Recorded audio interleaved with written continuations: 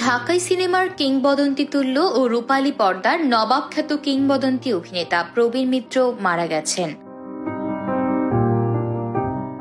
রোববার রাত 10:15টার দিকে রাজধানীর একটি বেসরকারি হাসপাতালে চিকিৎসাধীন অবস্থায় তার মৃত্যু হয়। প্রবীর মিত্রর বয়স হয়েছিল 81 বছর। তার মৃত্যুতে শোকে স্তব্ধ দেশের শোবিজ অঙ্গন সহ তার ভক্ত অনুরাগীরাও।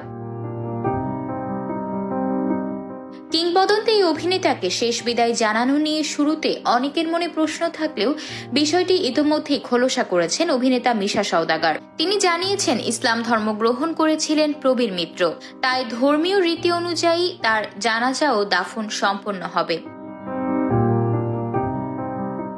ইতোমধ্যেই অভিনেতার পরিবারের পক্ষ থেকে জানাজা ও দাফনের বিষয়ে বিস্তারিত জানানো হয়েছে। প্রবীর মিত্রের ছেলে মিঠুন মিত্র রোববার রাতে গণমাধ্যমকে জানিয়েছেন, রাতেই গোসল শেষে ফ্রিজার গাড়িতে প্রবীর মিত্রের লাশ ধানমন্ডির বাসায় নেওয়া হবে।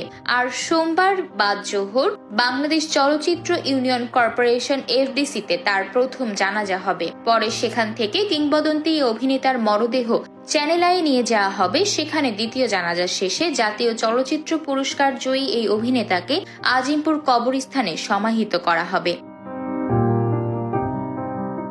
প্রসঙ্গত, 1943 সালের 18 আগস্ট জন্মগ্রহণ করেন প্রবীর মিত্র।